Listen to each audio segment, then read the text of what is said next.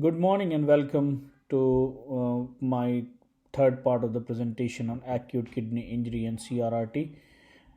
Today we'll just mainly discuss the management of acute kidney injury. Coming to the management of AKI,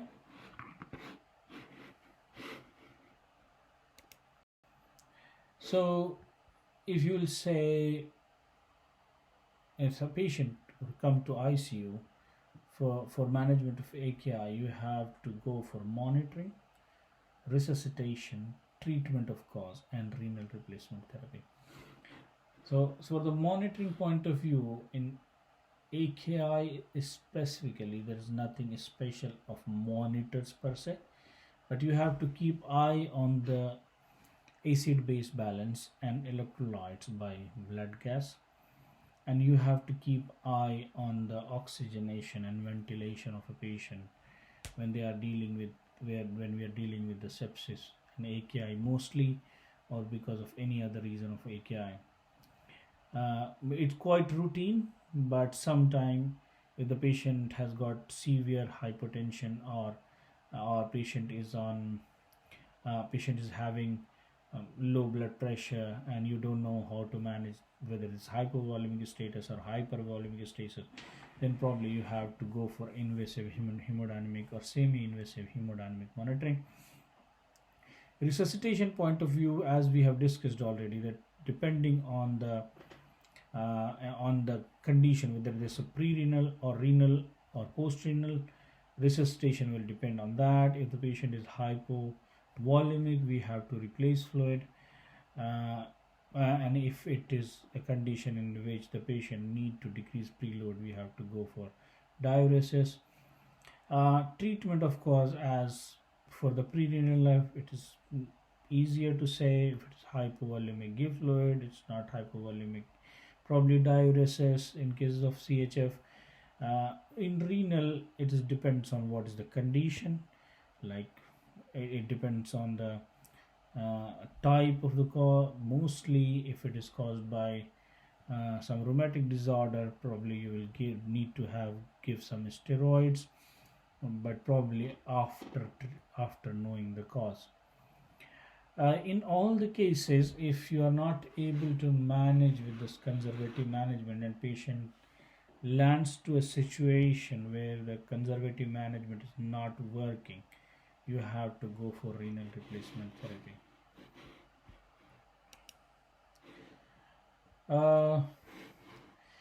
For the resuscitative point or conservative management of AKI, it's quite controversial topic. Except a condition in which you can say patient is hypovolemic, it's quite clear that you have to give fluid. If the patient has lost blood, it has to be replaced by blood.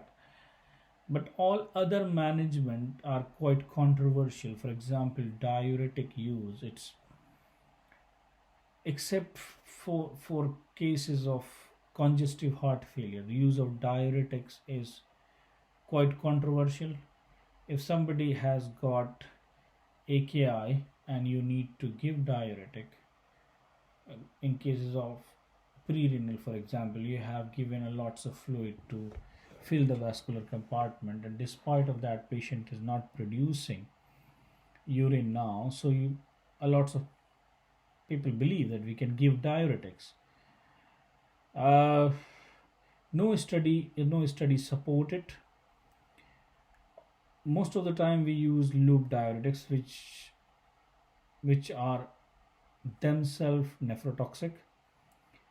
So in theory, at least, it increases damage to the kidney.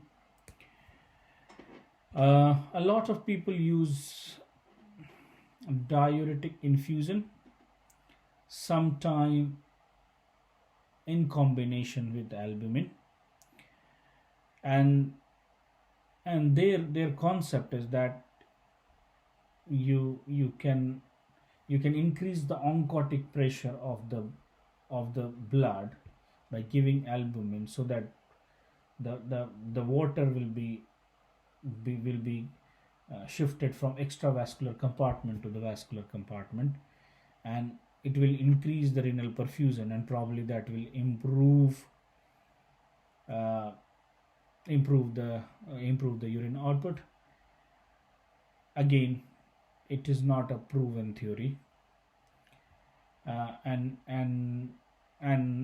if we are talking about the sepsis condition, which is a condition in which capillaries are leaky, albumin is a quite small molecule to pass through those leaky capillaries, and if they go to the interstitial tissue, probably it will be more deleterious than beneficial, on the hypothesis which we are believing in, that it will shift the water from one compartment to other.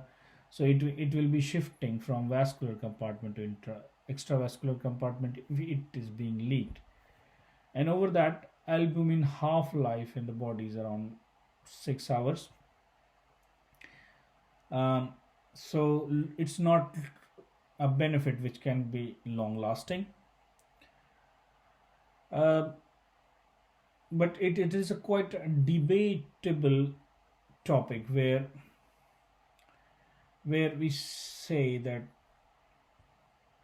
it can be beneficial in individual patient, but it is difficult to be generalized, and no study has proven any morbidity benefit.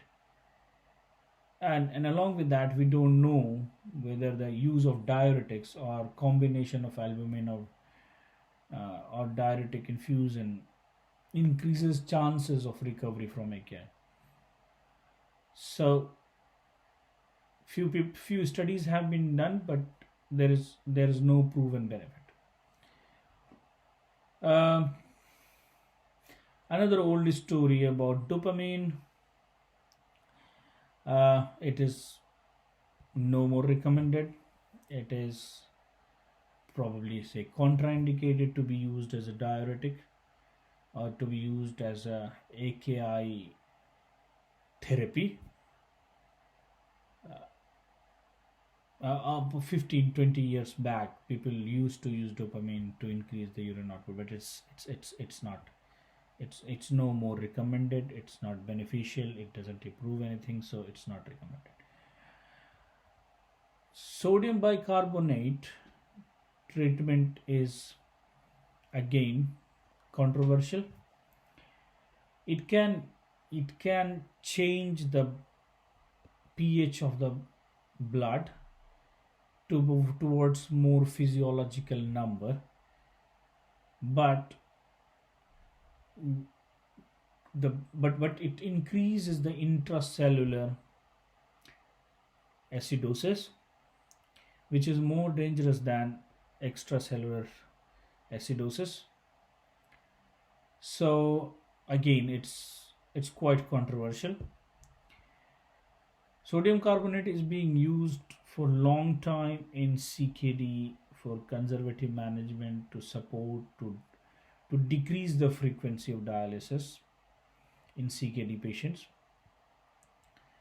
But in AKI, its benefit is always questioned. So again, it's a quite a big debate to say whether should use soda bicarb or not. And I would say I will use it with the pH is very low, and at that instant you are not able to start filtration, and the patient is at risk of going to arrhythmias or cardiac arrest because of acidosis.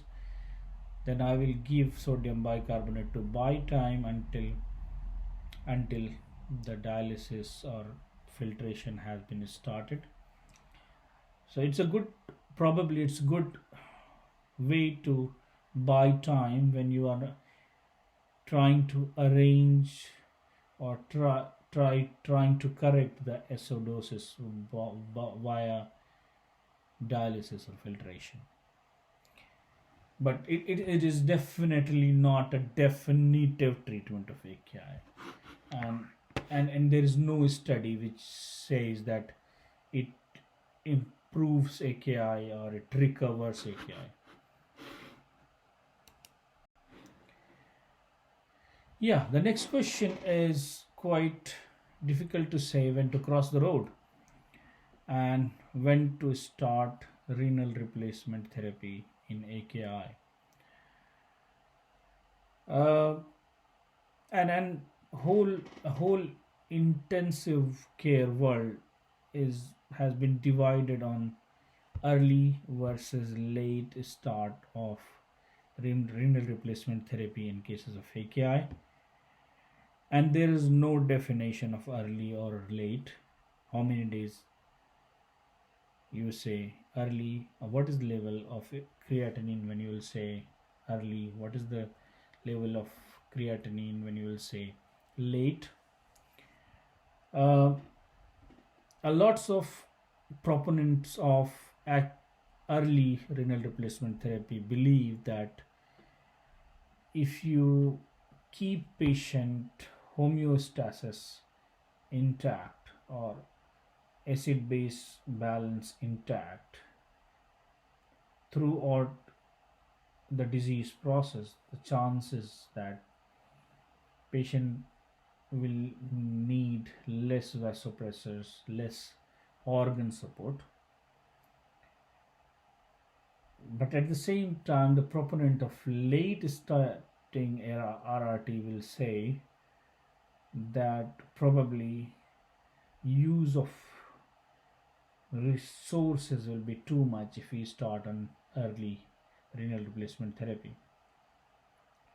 So it is quite difficult, and one of the studies has been done for that, delayed versus early initiation of renal replacement therapy, and it says it does not affect the survival of critically ill patients in severe acute kidney injuries in absence of urgent.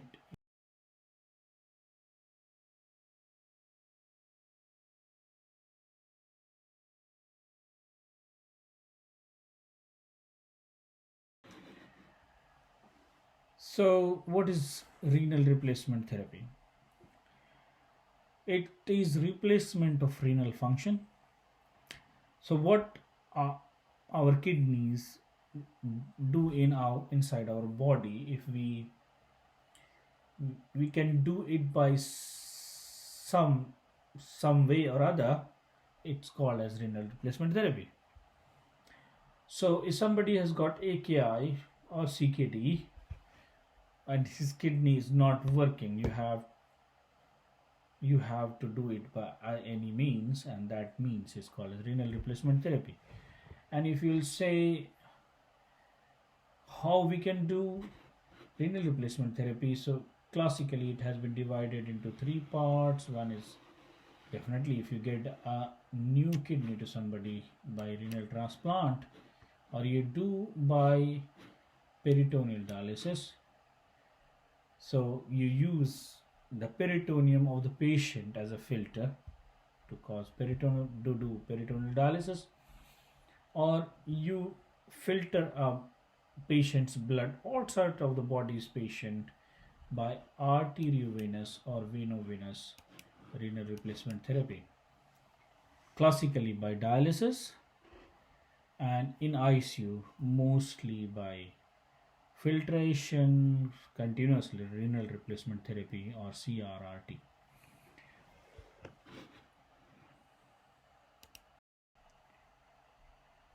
Yeah, so we have to see what is continuous and what is intermittent renal replacement therapy.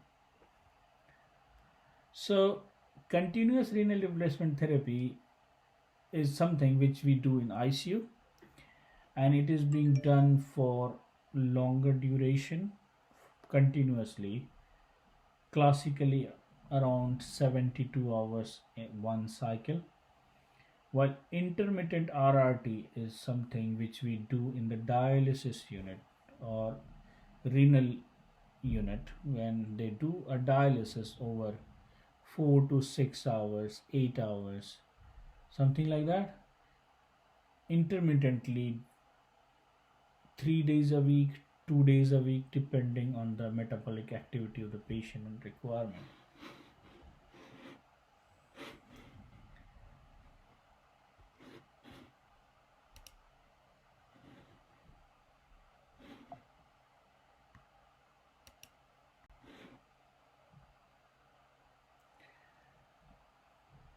So if you want to differentiate what are the continuous renal replacement therapies available and what are the intermittent renal replacement therapies available.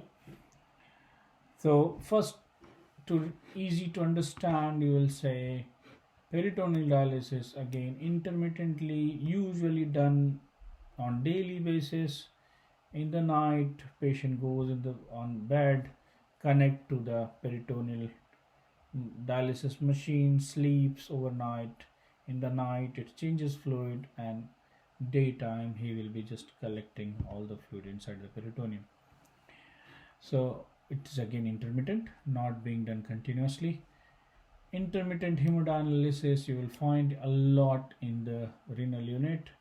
They call their patient every third day or every second day, sometimes 3 days a week, sometimes 2 days a week, depending on the patient's renal function and metabolic activity. Similarly, ultrafiltration to remove the fluid, not very commonly used. And something which is called as hybrid therapy is again a variety of intermittent therapy which is called as SLED or sustained low efficiency dialysis, or SLED F, sustained low efficiency diafiltration, or extended dialysis, or slow continuous dialysis. So these are actually modes which have been devised or modified from the classical intermittent hemodialysis. Uh, because CRRT is something which is beneficial in hemodynamically unstable patient because it removes less blood per minute from the body, so it compromises blood pressure lesser than intermittent one. So just for reference, we start continuous dialysis in ICU with the blood flow of 100 to 200 ml per minute, while intermittent dialysis works around 4 to 500 ml per hour per minute. So it is quite high volume which goes out of the body, although it comes back, but there is a huge shift of blood from intravascular compartment. So in intermittent hemodialysis there is a high risk of hemodynamic instability, specifically if patient is already intravascularly depleted. So previously, lots of modes had been devised on the classical dialysis machine, and most commonly used, which I have seen in my life, is SLED, the sustained low efficiency dialysis. But most of the ICU setting, you will find these modes being used for the renal replacement therapy. These are the continuous modes, and you will find continuous word in all. So whether it's called slow continuation, slow continuous ultrafiltration, continuous arteriovenous hemofiltration, continuous arteriovenous hemodialysis. I will come in next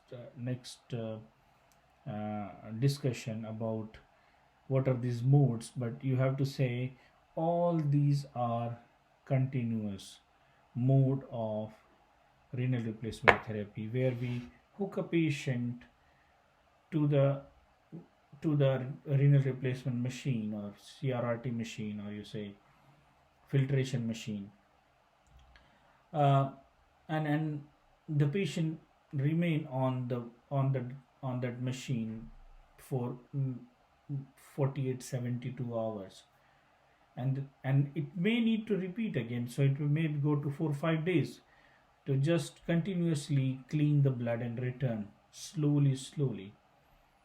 And it says arteriovenous hemofiltration or arteriovenous hemodialysis. These are not very common nowadays. We are using veno-venous mode most of the time. Arteriovenous, you can find sometime the patient is on ECMO, especially arteriovenous ECMO. Then they attach a filter, dialysis filter with the ECMO machine. That is probably we are still using arteriovenous mode. Otherwise, we don't know usually use arteriovenous mode anymore. So if you will say SCUF is one of the mode which you can use. We'll discuss it in detail later. And then continuous veno-venous hemofiltration, continuous veno-venous hemodialysis, and continuous veno-venous hemodiafiltration.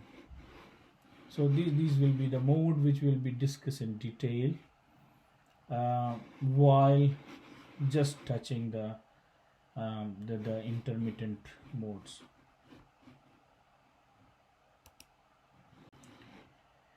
Coming to the differences, probably advantage and disadvantages of continuous and intermittent modes, mostly very understandable, but it should be reproducible in exams. So you have to try to understand and remember if you can. Continuous renal replacement is more hemodynamically stable, as we have discussed that it removes blood slowly over time, so patient remain more hemodynamically stable. And continuous solute control, it doesn't shift fluid fast, so beneficial in cases of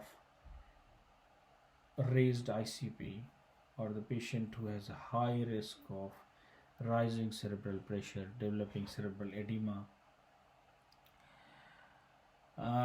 But if we'll go to the intermittent renal replacement therapies, because we do it over 4 to 6 hours, it is relatively inexpensive. While dose delivery of dialysis delivery is better in case of CRRT because it is being done continuously, while in intermittent dose will be less. Solute clearance is higher in case of intermittent renal replacement in over brief time, while in the CRRT it is low solute clearance, but it is a continuous process. And there is a complication which is called as disequilibrium syndrome, which is more common in patient who is presenting with high solute load, usually first presentation of CKD or worsened CKD, AKI on CKD, and going straight to the intermittent renal replacement therapy. And if somebody does longer duration, high dose, high solute clearance, suddenly they remove a lots of solute from the blood, so blood get diluted and the patient has high risk of developing cerebral edema, and you will find the patient will be confused, agitated, irritable, all the signs of raised ICP. So to avoid the situation, either those patients need to be started on CRRT or sometime low dose, short duration intermittent dialysis of 2 hours, 3 hours for consecutive days, and then going to the full dose intermittent dialysis. Yeah, coming to the indications of CRRT or renal replacement therapy. So if you, it is quite beautiful presentation for indication of RRT. You will can remember with the wobbles, and it is like a acidosis, electrolyte imbalances, ingestion, like any drug which is filtrable, example lithium, theophylline, acetaminophen, methanol, ethanol glycol. Try to remember the names of the filtrable drugs because many times they ask this question. Overload, that means volume overload, and uremia, specifically complicated uremia leading to pericardial effusion, pericarditis, or uremic encephalopathy. These are the indication of renal replacement therapy. Uh, but again, this is quite a relative point. We don't know. We still don't know what is the line where you will start the renal replacement therapy. There are definitely some absolute indication. Acidosis, which is not improving with the conservative management. pH is less than 7.20 or 7.25, whatever cutoff mark, but it's not improving with the conservative management. Electrolyte imbalance, specifically hyperkalemia, will have a high risk of arrhythmia. It's not improving with the conservative management. Definitely, this is an absolute indication. Probably the ingestion, again, it's a kind of absolute indication if the patient is not making good urine. Fluid overload, which you are not able to manage with the conservative management, again, this is an absolute indication. Not uremia, but uremic pericarditis, uremic encephalopathy is quite absolute indication of renal replacement therapy. But numbers is difficult to define. We can't say what pH you will start dialysis. It's quite depending on. It's very much depending on the clinical decision of the clinician. Yeah. So, if you will say define what the different indication of CRRT means, those patients who are hemodynamically stable and needing renal replacement therapy can be managed the renal unit with the regular dialysis, because what renal people can do in 4 to 5 hours, we in the ITU do it over 48 to 72 hours. So it is always advisable, if we can do it with the intermittent dialysis, it is always better for the patient. But what is the indication where we'll say, yeah, this is better to go for CRRT, and say any critically ill patient needing CRRT, renal dialysis, renal replacement therapy. So a patient is already in ICU and needing dialysis, probably CRRT is a better option. Hemodynamically unstable patient, yes, because it causes less instability in the hemodynamics. And you need to remove lots of fluid. Patient is in heart failure or congestive heart failure because of not producing urine. That may be the reason. So you have to remove the fluid, and then probably it is easier to remove fluid over 3 days slowly, but you can remove lots of fluid. And we will discuss this mode, which is called a scuff, in later, which is being used only for fluid removal, and you can use lots of fluid. You can remove 4 or 5 liters in a day. So high volume removal is probably another indication of CRRT. As we have discussed, because of the solute removal slowly, it is always better to use CRRT if you are suspecting raised intracranial pressure and you are going to filtration. And again, patient having high risk of disequilibrium syndrome. Patient has got creatinine of 900 and you want to go for the first time dialysis, probably CRRT is a better option than the intermittent dialysis, because there will be less risk of disequilibrium syndrome. Resources can say otherwise. Like if say somebody can argue that okay, this patient require dialysis and but hemodynamically stable, risk of disequilibrium syndrome is there, we can do 2 hour dialysis and then daily 2 hour dialysis for 3 days, and then we can do go for the regular dialysis 4 to 6 hours. So that is quite debatable, but probably these are the indication in which you have to go preferably to CRRT over. Coming to the disadvantages of CRRT, so it's definitely a high labor and requirement and costly affair in comparison to intermittent hemodialysis. Uh, as it goes longer, it needs a lots of replacement fluid. Uh, it need continuous monitoring by a dedicated staff in the ICU.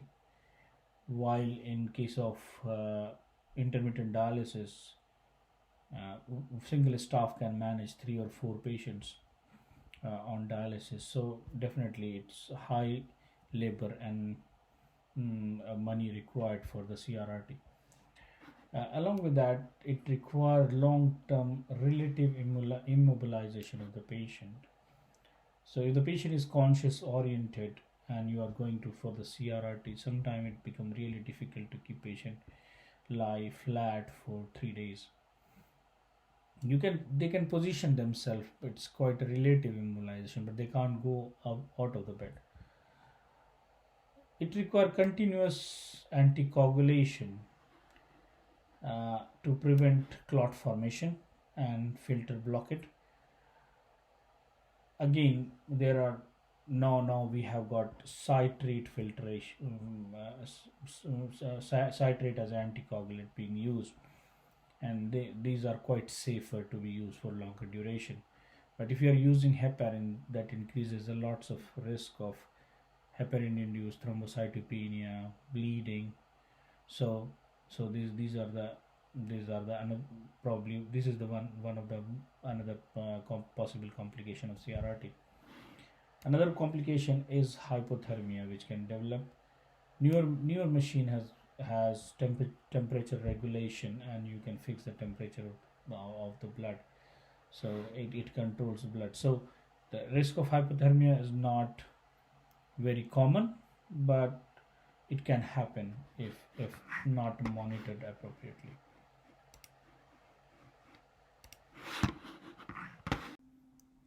Thank you for bearing with me on this presentation on management of acute kidney injury. Um, I will just request to subscribe and like on this video. Thank you very much. We'll continue on the next presentation with CRRT. Thank you very much.